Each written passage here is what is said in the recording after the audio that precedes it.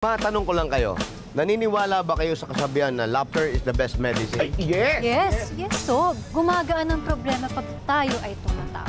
Correct. Pero paano pag ikaw na yung pinagtatawanan? Aba, Jose! Ibang usapan na yan. Oo! Masakit, nakakagalit, nakakabwisit! Bakit mo naman nalaman yung pakiramdam? Na-experience ko eh. Naku, buti na lang. Iba yung pinagtatawanan ng mga prangkista natin. Ang mabuti pa, panoorin natin to.